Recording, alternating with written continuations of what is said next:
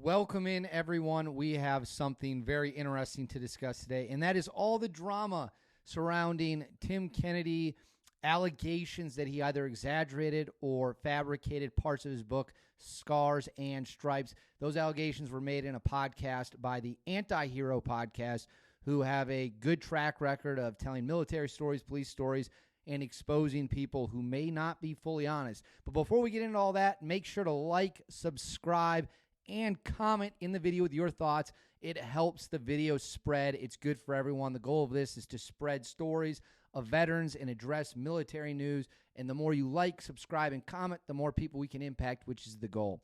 Now, let's get into what everyone is talking about. Let's do a little timeline, because this situation has taken a very, very unexpected twist, if you will. The Monday before Thanksgiving, the Antihero Podcast, which is hosted by a guy named Brent Tucker, former Delta Force operator, and a man by the name Tyler Hoover, who is the original founder of the podcast, I believe. And Tyler's a police officer and I believe a former member of the United States Army. In fact, I don't believe, I'm fairly certain that's accurate. So you have two veterans, one who certainly served at an incredibly high level in Delta Force, and then another one who came home and became a police officer. I had known about the Tim Kennedy thing for a very long time. I had known that people were sniffing around. In fact, that even goes back years. I had done a podcast 2 years ago with one of his former teammates who had said that he didn't think some things in the book were entirely accurate. Because that conversation happened privately, I'm not going to really get into it here today. And I don't need to, because the Antihero Podcast went line by line through the Battle of Firebase Anaconda and matched up Tim's version of events with who they spoke to, their knowledge of the situation, kind of compared and contrast and told their story from sources that were there. Almost they were acting in a journalistic sense over just being veterans. They did investigating. I know Brent really looked into this a lot. I know Brent spoke to a lot of people. He takes his podcast very seriously. And there were a laundry list of allegations. There's two that we're going to watch right now. I have two clips that I want to play. And then we're going to get into the new development with the Tim Kennedy drama, which frankly is a little stunning to me. This first clip that you're going to see right now is essentially whether or not Tim was 100% honest, let's say, with some of the stuff he did. And we're going to roll that clip right now.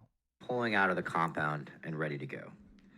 And they meet up with a second ODA. The second ODA has bounded back into a support by fire position with the checks, and they are killing anyone that even looks at trucks the wrong way. And if you were a man and you were outside, you are probably dead. It was absolute dominance. That, Tim, is called a war crime. I was going to say, is that how Green Berets do it?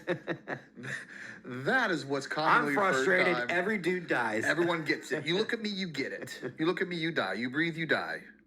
It's crazy. That is not how Green Berets operate, and shame on you, Tim, for putting that out in a book. Again, I know it sounds cool, and it makes you probably have the best of intentions with your lies, but what it really does is make Green Berets look like they've lost all emotional control, and they've lost control themselves, and that they're just murdering people.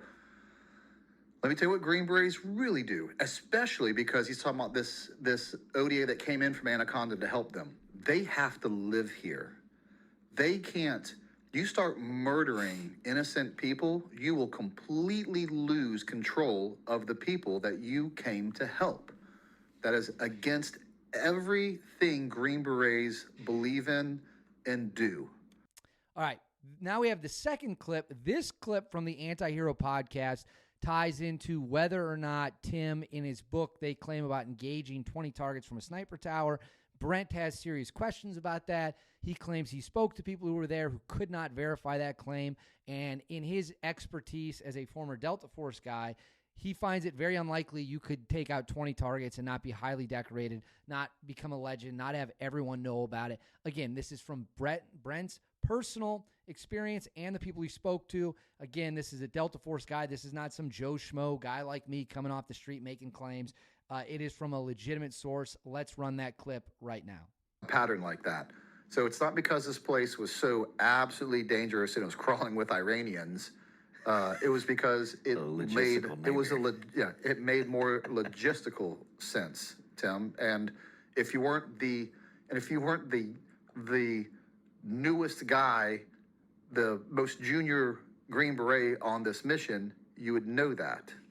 But this is your first time in Afghanistan, and you're still just trying to figure everything out. So you probably shouldn't be writing a book about it if you don't know what's going on. We shoot about 20 times over 3 days. Even though my headaches are dull now, I'm still losing time. So I don't remember the details of the ones that weren't memorable. But the talk logs it every time we pull the trigger, and they say we engaged about 20 targets. That's amazing. So, in the matter of just a matter of a few days, he kills 20 guys from this tower, and he has to kill 20 guys because there's no other sniper there, according to him, that could have done this. Like they were crawling all over him, all over this base because they had just free range because there were no snipers keeping them at bay. That's so crazy. You would be an SF legend if you got up in a tower and in 2 days killed 20 guys. You wouldn't be an SF legend. You would be a special operations legend. Like that hasn't happened. I don't even know if that happened in World War II. They would be singing songs about you. You would be wearing your silver star if that happened. That is so outlandish and made for a book. And oh, by the way, again, who would be his only witness to this? Somebody that can't talk. Someone who's unfortunately not with us. But when I mentioned this to all his teammates that I talked to, they were like, when I first, like, did he go up in the tower? Did he shoot anyone?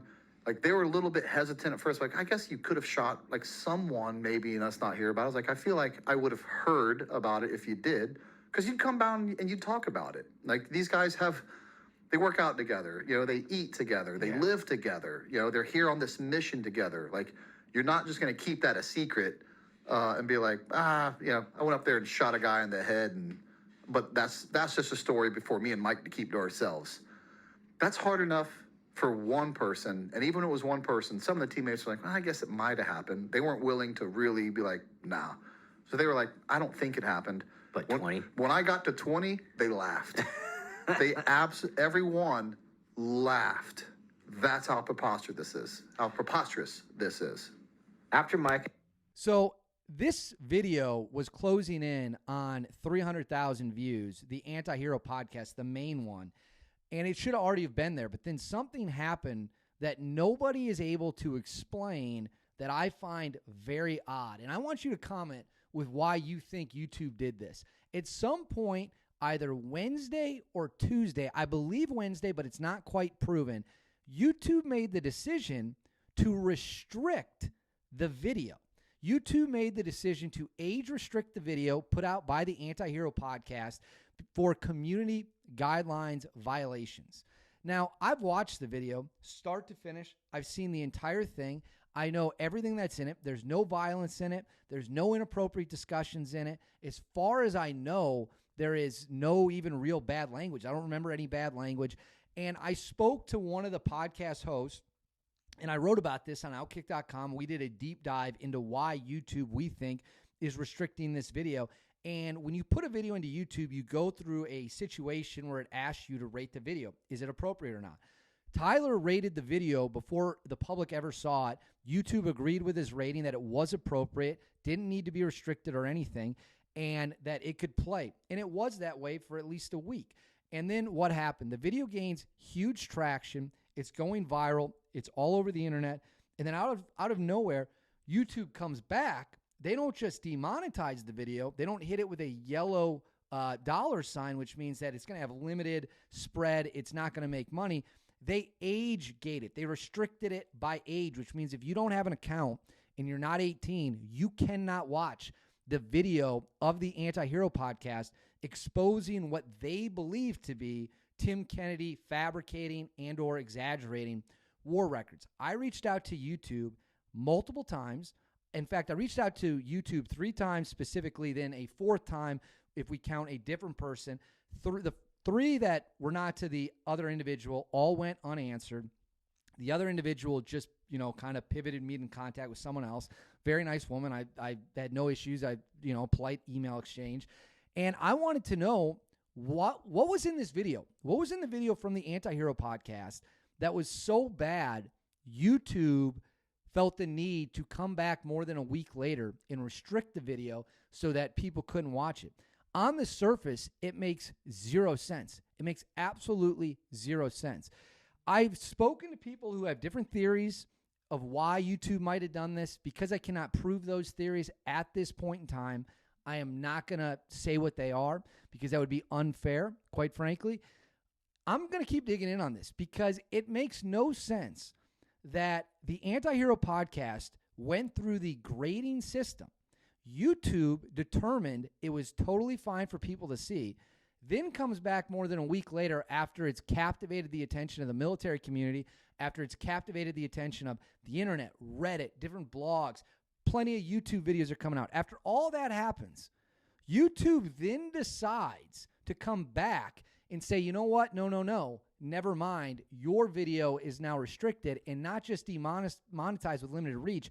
We're going to put an age restriction on it. So if you don't have an account, you're not 18, you cannot hear what the Antihero podcast has to say about Tim Kennedy. That's insane. That makes no sense. If you are going to restrict the video, you should then have to explain why you restricted it. I work for a media outlet. I come on here and we talk all the time and we talk about history, current events, whatever it might be. It's not like I just came out of the shadows and am demanding answers from YouTube. This is the biggest story in the military world right now. And for whatever reason, YouTube has decided that you and whoever else don't deserve to hear the Antiheroes podcast about Tim Kennedy. Now, listen, you can agree with everything said in the podcast. You can disagree with everything said in the podcast. You can think the truth is somewhere in the middle. Okay, comment right now below if you think Tim Kennedy was truthful about his military career or lied about his military career. I'd be very interested to see what you all have to say. But the fact of the matter is this. There's nothing in that video that was inappropriate. Why is YouTube protecting Tim Kennedy from allegations? Now, Tim Kennedy also released his own video where he addressed pretty much none of the major allegations. He addressed some minor ones and, chalked it up to bad memory or the Antihero podcast was wrong. Didn't address any of the big ones like the claims of sniping all the people, the claims about chewing out the ground force commander, all these things that the Antihero podcast really zoomed in on.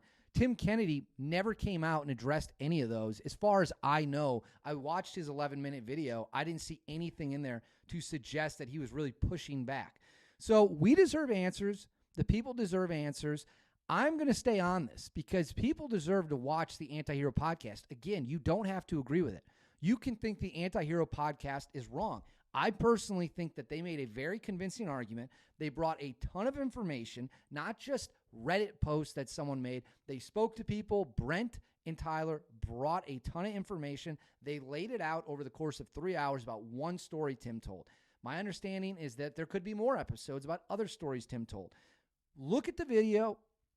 Make a decision for yourself whether or not you think that they're telling the truth or Tim's telling the truth. I'm not here to tell you how to think. I am here to tell you that YouTube restricting the video, to me, makes zero sense, and I cannot figure out for the life of me why that would occur after it was good to go for a week. So I'm going to stay on this. We're going to keep the pressure up. We're going to find out why YouTube is censoring and restricting a video alleging, again, I'm saying alleging, that Tim Kennedy fabricated or lied about his military service. And if he did, and I think that, if you watch the Antihero podcast, you got to form your own opinions. I think the podcast is trouble for him. The fact he addressed it means that he's very nervous. If they did restrict that, the people deserve an answer. If you made it this far into the video, give me a like, subscribe, comment below with your thoughts about the Tim Kennedy chaos, the Antihero podcast, back and forth that's going on. And I'll catch you all next time with any updates that might come to this situation.